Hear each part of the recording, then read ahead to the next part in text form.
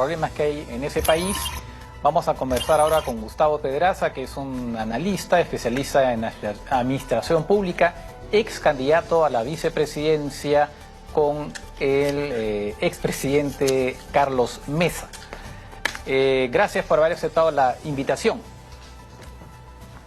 Buenas noches, un gusto conversar con ustedes, Francisco, y con la audiencia de tu programa. Un saludo desde Santa Cruz, Bolivia. Efectivamente, de Santa Cruz, efectivamente, usted es de Santa Cruz. A ver, veamos, ¿puede resumirle así rápidamente, porque hemos estado informando al público, pero rápidamente, esta detención del gobernador Luis Fernando Camacho, en el marco de qué se da? Que después ha dado lugar a protestas en Santa Cruz, claro. Bueno, el gobierno actual arguye que en el año 2019, cuando hubo una transición con la posterior fuga de Evo Morales a México, el gobierno actual arguye que hubo un golpe de Estado, cuando en realidad todo ese proceso de transición se dio con la participación del mismo partido de gobierno, con la Cámara de Senadores, con la Cámara de Diputados presidida por militantes del MAS. Es decir, fue ese Congreso donde el MAS tenía 2/3 que permitió esa transición constitucional para que se ocupe el vacío político que dejó Evo Morales después del fraude que informó la OEA. Entonces, cuando asume la posición Luis Arce Catacora, él arguye de que ese fue un golpe de Estado y por lo tanto inician juicios penales contra los opositores que en aquella época encabezaron las movilizaciones. Entonces, en ese sentido, es que aprenden al gobernador Camacho de una manera violenta, prácticamente lo secuestran, hacen un asalto en su vehículo, lo secuestran y nadie sabe dónde estaba él durante 4 horas y media y lo llevan a La Paz, ¿no? A 1000 kilómetros de Santa Cruz. Y finalmente hacen una rápida declaración y lo detienen, lo mandan a la cárcel de mayor seguridad del país, a la cárcel de Chonchocoro, que está casi a 4000 metros sobre el nivel del mar. Entonces, ahí no hay ni fondo ni forma, porque ese juicio aducen de que es por un golpe, es una ficción judicial. No hay tal golpe porque fue un proceso de transición incluso con opinión del Tribunal Constitucional. Por tal razón, más bien es un intento de acallar las protestas y la posición muy dura que ha tenido Santa Cruz contra el autoritarismo del gobierno nacional. Esa es la razón principal, intentar descabezar al departamento, intentar atemorizar y tomar control de él, porque ahora ya están pidiendo elecciones para la gobernación, siendo que hay un proceso de sucesión que tiene que respetarse, porque el gobernador que ha sido apresado fue electo con el 55% de los votos, ¿no? en el año 2021. Esa es la razón, y por eso las protestas han empezado en Santa Cruz y obviamente se han extendido al resto del país. Esto fue ejecutado el 28 de diciembre del año pasado y bueno, ya llevamos casi, más de 2 semanas de protestas continuas. Antes de ayer fue fue simultánea la protesta nacional. Obviamente el epicentro es Santa Cruz, porque Santa Cruz como departamento con más poder económico también se ha constituido en el centro político del país, donde más se resiste al autoritarismo que cada día es más intenso del gobierno del movimiento socialista. De acuerdo. Justamente hablemos un poco de Santa Cruz, pero antes quería, nos podría explicar un poco cómo es ese sistema de autonomías en Bolivia, porque un poco para que tenga alguna referencia en el Perú. Acá en el Perú tenemos un sistema de regionalización a regiones que tienen cierta autonomía, ¿no? Para, por ejemplo, construir hospitales regionales, carreteras regionales regionales. Una serie de obras a nivel regional. En términos de recursos, ellos no tienen, las regiones en el Perú no tienen capacidad de impuestos, o sea, no hay impuestos regionales. Podría haber, pero no se ha dado esa ley. Lo que sí hay son impuestos municipales, pero las regiones dependen en realidad de la recaudación nacional y acá existe lo que se llama el canon minero o canon pesquero, que es el impuesto que pagan las empresas, el 50% se queda en la región, ¿no? Ese es un poco el sistema peruano. En resumidas cuentas, hay mucho más para decir, evidentemente. ¿Cómo es el sistema en Bolivia? Sobre todo, además teniendo en cuenta que también se habla de un Estado plurinacional y donde hay autonomías no solamente de tipo geográfico, sino también te hablan de autonomías por grupos indígenas, cosas por el estilo. Y si realmente está funcionando así o no. Bueno, en resumidas cuentas, evidentemente, para encontrarnos un poco en este tema de Santa Cruz, cómo entra Santa Cruz en todo este esquema. Bueno, desde Santa Cruz siempre se planteó la desconcentración del poder. Primero se planteó la descentralización, ¿no?, en el siglo pasado y finalmente a principios de este siglo, ya durante el gobierno del movimiento al socialismo, se aprueba el Estado autonómico, es decir, las autonomías departamentales, y siempre fue por propuesta, por exigencia desde Santa Cruz. Se hizo un cabildo, se hizo un referéndum departamental y más del 80% de la gente votó a favor de una autonomía. Esta autonomía departamental se ha consagrado en la Constitución Política del Estado y hay un marco jurídico más preciso sobre ello. Bolivia tiene 9 departamentos, es decir, tenemos entonces 9 departamentos autónomos. ¿Y en qué consiste esta autonomía? Consiste en la capacidad de elegir a su gobernador y a su asamblea legislativa. Es decir, hay un órgano legislativo departamental, hay un gobernador a nivel departamental, es decir, en los 9 departamentos. Esta, sin embargo, no es correspondida en el campo financiero.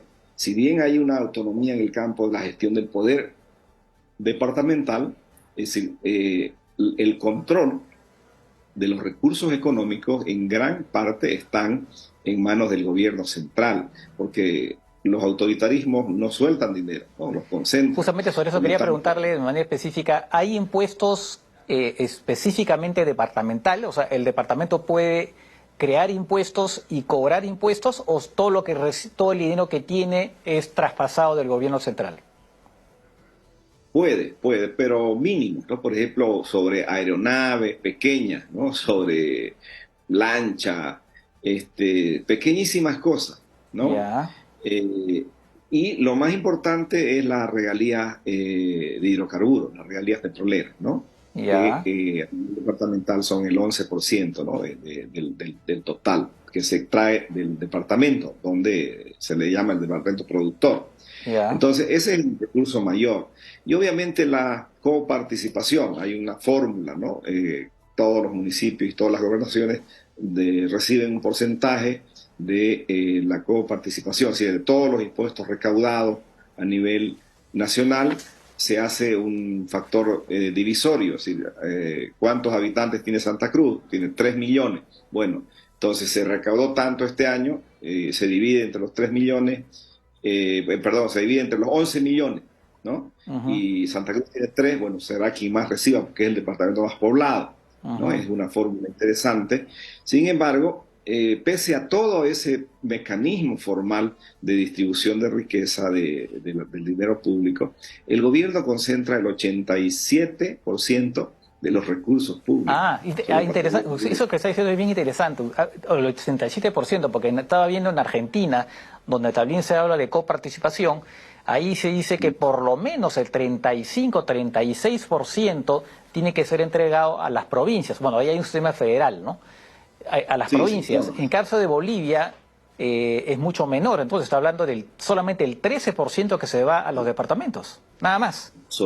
Absolutamente concentrado, Entonces no ¿no? hay autonomías. En la práctica no hay porque quien aprueba además los estatutos autonómicos, en este caso el estatuto cruceño, por ejemplo, autonómico, pasa a control del Tribunal Constitucional. Pasó a control. Y el Tribunal Constitucional está bajo control político del movimiento socialismo. Es decir, todo el sistema judicial, todo, absolutamente todo, la Fiscalía, el sistema judicial, el Tribunal Constitucional, está bajo control del partido de gobierno. Por lo tanto, ese Tribunal Constitucional ha cercenado, ha recortado pues todas las capacidades que originalmente tenía el Estatuto Autonómico. Por ejemplo, de Santa ¿qué Cruz. tipo de capacidades les ha cercenado? Por ejemplo, la posibilidad de gravar impuestos especiales sobre algún tipo de propiedades, Ya. poder generar mayor capacidad de gestión de la tierra, porque todo el tema de la tierra se lo gestiona desde el gobierno central, ¿no? Entonces, tener mucho más capacidad, por ejemplo, en el campo también de los recursos para la salud y etcétera, ¿no? Entonces, prácticamente el gobierno nacional, o sea, a través del partido de gobierno, a través del Tribunal Constitucional, ha recortado todas esas facultades para poder, digamos, recaudar fondos o tener una autonomía real, es decir, que pueda, ¿no? Esa autonomía aplicarse. El sistema de planificación nacional sigue siendo centralizado, el Ministerio de Hacienda concentra todos los recursos, tiene que negociar con las gobernaciones, con los municipios para los reembolsos, es decir, no hay dinero libre para las regiones. Por ejemplo, de 100 bolivianos, solo por hacer la fórmula, que se recaudan en Santa Cruz por concepto de impuestos departamentales, vuelven solamente 21 bolivianos. O sea, se queda más del 80, casi el 80% en la caja central, ¿no? Entonces, eso es absurdo, ¿no? En realidad, seguimos en un régimen centralizado, concentrador de recursos y de poder. Los autoritarismos tienden siempre a concentrar recursos y poder.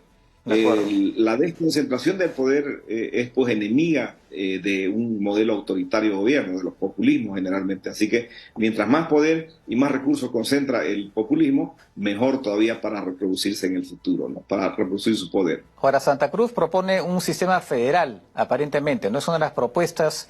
¿Y eso qué cosa implicaría concretamente? ¿Qué forma adoptaría ese modelo federal en el caso boliviano, que tal como lo propone en principio algunas voces, por lo menos en Santa Cruz?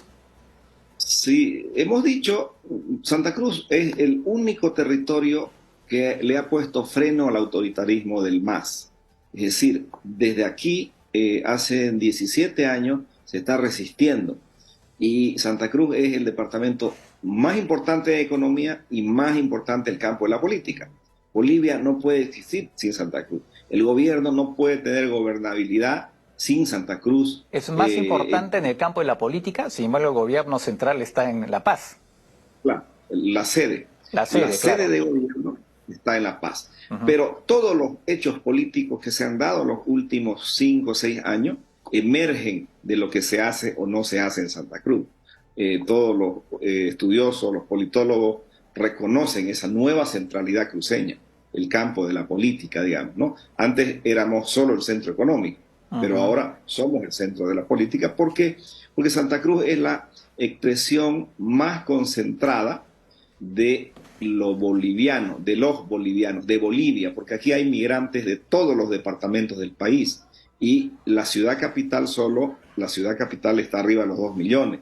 Y de los 2 millones, al menos el 10%, por ejemplo, son de La Paz, el otro 10% son de Cochabamba, el otro 7% de Chuquisaca, del Beni, de todos los 8 departamentos. Y aquí se representa a Bolivia en este territorio. Por lo tanto, eso se ha agregado, se ha acoplado a ese poder económico y esta nueva formación social se manifiesta pues con mucha potencia en el campo de la política, ¿no? En ese sentido, Santa Cruz le ha puesto freno pacíficamente, resistiendo en las calles a ese autoritarismo del gobierno central. El gobierno del MAS o el partido del MAS nunca ha ganado la elección de gobernadores en Santa Cruz.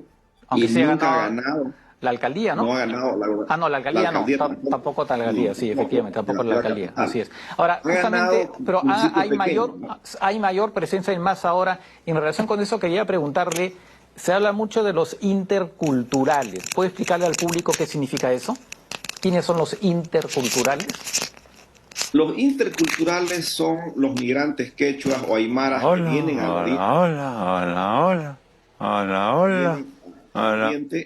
y aquí tienen tierra, es decir, acceden a tierras para trabajar, en algunos casos avasallan por la fuerza, pero ellos se autodefinen como interculturales, los que han venido como migrantes de tierras altas a tierras bajas, o sea, aymaras y quechuas, y han tomado tierra. Esos son los interculturales. De acuerdo. ¿Y ellos son los que estarían en principio más cercanos al MAS, o no es así? Sin duda. Es uno de los grupos fundamentales, y diría yo uno de los grupos más complejos, más violentos en los últimos tiempos, porque han avasallado más de 200 propiedades, ¿no? Privadas, han avasallado con violencia, han secuestrado periodistas, han quemado maquinaria, y el gobierno tiene muchos problemas con estos subsectores que han votado por él. Y Claro. hay otro fenómeno que quizás no lo conocen en Perú y es la división del partido de gobierno. Hay Sí, una división he hablado, notoria, sí, ¿no? Evo justamente Morales. quería mencionarle ese tema. Hemos hablado de esta rivalidad que existe entre Evo Morales y el presidente Luis Arce, porque los dos quieren ser candidatos en las próximas elecciones. Pero justamente sobre Evo Morales, una pregunta muy puntual. Acá se ha hablado mucho, usted lo sabe seguramente, de la supuesta injerencia de Evo Morales en lo que está pasando en el Perú, en Puno. Bueno, más allá de porque obviamente lo que pasa en el sur del Perú va más allá de Evo Morales, pero obviamente, bueno, acá en el Perú se ha considerado que él es un actor importante de eso, de lo que está pasando en el Perú, más allá de si eso es cierto o no, en fin, más allá de ese tema. ¿Qué se opina en Bolivia respecto de lo que se dice de Evo Morales en respecto a lo que pasa en el Perú? Bueno, conocemos lo que ha estado pasando en Perú, se conoce en Bolivia la decisión que ha tomado el gobierno, creo que ha sido la fiscalía, no sé, de prohibirle el ingreso a Evo Morales y a unos 6 o 7 de sus militantes. Ujú. Entonces, estamos al tanto, sabemos, y obviamente le corresponde hacerlo al Perú. Perú, como Bolivia, son estados soberanos y tienen el derecho de definir qué es lo que van a hacer. Y la intromisión de nacionales de otros países en la política interna, eso está definido por la ley claramente, ¿no? Y Evo Morales, en ese sentido, no obedece norma. Evo Morales es un caudillo que transgrede el derecho, que ha transgredido la constitución política muchas veces en Bolivia y en el 2016 ha desobedecido el resultado de un referéndum, que es la base de la legitimidad, Claro, digamos, del voto así del es. país. Entonces, en el caso de Perú, él cree que puede entrar y salir y dice que, bueno, al ser aymaras, quienes son pobladores seguramente de esa región, de la región de Juliaca y toda la zona del Puno, él cree tener ascendencia sobre ellos y probablemente así sea. Pero el Estado peruano es el Estado peruano, tiene su territorio, como ustedes lo saben, tiene sus normas y Ujú. ningún ciudadano extranjero está pues en derecho de violar eso y de ir a inmiscuirse en política interna de un país. Yo De creo que acuerdo. es mucha audacia, entre comillas, la que tiene Evo Morales para ir a querer, digamos, promover alzamientos en el Perú. A mí me Claro. parece que lo que hay en el Perú está dentro de sus atribuciones como Estado soberano. Ahora, una curiosidad también que tenía, las protestas en Santa Cruz han habido violencia, evidentemente, quema de algunos locales. Entiendo que no había ningún muerto, ¿no? La represión, No, no, entiendo que no había ningún muerto, pero no había violencia, pero no muertos. sí, correcto. Ha habido un conflicto prolongado entre octubre y noviembre del año pasado, ¿no? Por el censo, que Sí, seguramente ustedes escucharon de sí, él. ajá, Hubo mucha violencia. El Estado, el gobierno del MAS, ejerce violencia estatal a través de la policía. Mucha violencia, ajá, herido, golpe, contuso. Pero las movilizaciones en Santa Cruz son pacíficas, es decir, no tienen reacciones violentas. La gente sufre esa agresión violenta de la policía y por eso es que no hay muertos, porque quienes estamos en las calles protestando lo hacemos de una manera pacífica. Lo que se ha hecho en los últimos días del año pasado ha sido una reacción espontánea de furia ajá, por la forma como se secuestró al gobernador. ajá. Y se sospecha mucho de que todos los edificios públicos quemados prácticamente han sido atentados generados por la propia militancia o por el propio gobierno del MAS. Lo ha dicho un exministro de gobierno. El exministro de gobierno del MAS, Carlos Romero, ha dicho que se quemó la Fiscalía de Santa Cruz para esconder evidencia de expedientes sobre hechos de narcotráfico de un famoso narcotraficante que se dice tiene mucha cercanía con el gobierno. Entonces, esa división que hay en el MAS genera este tipo de acusaciones. Por lo tanto, la gran mayoría de incendios, bueno, han podido ser provocados, se sospecha que han sido provocados por el propio gobierno, porque hay videos filmados donde el policía está quemando motocicletas, donde se han quemado carros, donde un policía está apagando la iluminación de las calles, etcétera, ¿no? Entonces, esos hechos afirman de que el Estado, de que la policía, pero, perdón, bajo el control político, obviamente puede ser quienes hayan realizado esos actos de violencia y de agresión de los edificios públicos, ¿no? De acuerdo, de acuerdo. Bueno, creo que sí, ya se nos fue el tiempo. Quería preguntarle un poquito más sobre, porque usted ha hablado de post-masismo. Bueno, rápidamente, usted en una entrevista que dio a Página 7, que es un diario importante de Bolivia, dijo que usted cree que ya, de manera muy sucinta, nos puede repetir un poco, que ya Bolivia ha entrado a la época del post-masismo, o sea, más masismo del partido de Evo Morales. ¿Cómo así, eso qué cosa le permite decir que Bolivia está efectivamente entrando a un post-masismo? Primero, el MAS no ha resuelto el problema de la pobreza, del desempleo, de la corrupción, de la justicia, del medio ambiente, porque la deforestación y la explotación ilegal del oro ahorita es dañinísimo. No ha resuelto el problema de la salud y el narcotráfico prácticamente está arraigado en el Estado. Y hay peleas internas y hay división interna del MAS. Por lo tanto, esos aspectos a los que he hecho referencia hacen inferir que estamos ya en la etapa final de ese proyecto político de poder del MAS y en una etapa de transición a la era del posmasismo. Es decir, se está acabando el ciclo del MAS, se está cerrando, porque no tiene nada ya que ofrecerle al país. No ha resuelto los problemas centrales que tiene Bolivia y se están dividiendo entre ellos. Pero Evo Morales sigue siendo todavía la fuerza aplastantemente, digamos, que predomina en Bolivia todavía, ¿no? A pesar de que es Correcto, verdad que... Sí, pero hay un factor, que no hay confianza en el padrón electoral. Es decir, como controla todas las instituciones públicas, desde jueces, fiscales, policía, tribunales, constitucionales, todo. Es decir, hay también control del tribunal electoral.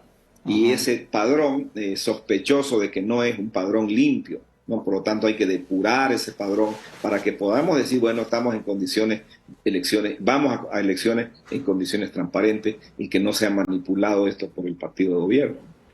una cosita sobre eso ya para terminar. Víctor Vargas, usted conoce, periodista boliviano, él decía que el problema de la oposición es que ellos centran su proyecto político en contraposición al MAS, pero que les falta tener un proyecto, o sea, ir más allá de la oposición al MAS, de tener un proyecto que pueda de alguna manera hacer que la población les dé aún una mayor esperanza. En todo caso, hasta ahora, y relacionado con eso, todavía la oposición no logra efectivamente superar todavía lo que es este predominio del MAS. ¿Tiene razón Vargas con lo que dice, o usted considera que no es así? La oposición desde el año 2005 siempre ha estado fraccionada. El 2019, cuando fui candidato a vicepresidente, nosotros logramos una votación y obviamente ahí se dio el fraude que lo organizó el gobierno de Evo Morales. Por eso no pudimos ganar la elección. Entonces, sin embargo, en el 2020 otra vez se dividió la oposición, ¿no? El gobernador Luis Fernando Camacho justamente fue el que se presentó como candidato y dividió el voto. Entonces, no hay una cohesión, es muy heterogénea la oposición y no hay un proyecto alternativo, efectivamente. Lo que se nota mucho es el antimasismo, es decir, esa oposición al autoritarismo del MAS, y no hay una propuesta notoriamente ya instalada en el imaginario de la gente. Si bien Comunidad Ciudadana tiene propuestas económicas alternativas, modelos de desarrollo, falta obviamente difusión y falta mucho la cohesión de la oposición. Yo creo que esa es la gran tarea de la oposición, trabajar en la construcción de un nuevo sujeto social, de un nuevo sujeto político, mejor dicho, ¿no? Porque aquí en Santa Cruz está dada esa condición. Ha habido un cabildo de más de 1,5 millones de personas el 13 de noviembre del año pasado y creemos desde ese punto de vista que en este territorio está germinando ese nuevo proyecto de sujeto político para la etapa post-masista, ¿no? De acuerdo, muy interesante. Seguiremos entonces al tanto, ¿no? Seguiremos siguiendo lo que pasa en Bolivia. Son realidades distintas con respecto a la del Perú, porque además ahí tienen, claro, Santa Cruz, La Paz esa dicotomía no existe en el Perú, evidentemente, porque Lima es todo. No sé si es todo, pero gran parte del Perú es Lima, no es todo. Pero un tercio de la población está en Lima, y además, desde un punto de vista económico, Lima es mucho más que lo demás, lo que no pasa en el caso de Bolivia, donde Santa Cruz tiene una presencia económica muy importante, ¿no? En todo caso, interesante, seguramente seguiremos en contacto y eventualmente volveremos a conversar. Gracias, señor Cruzado, por estas explicaciones, Pedraza, perdón, por estas explicaciones. Gracias a ustedes, estimado Francisco, un gusto. Buenas Igual, noches. gracias. Bien, la pregunta del día. ¿Qué fue el grupo Contadora? Regresamos.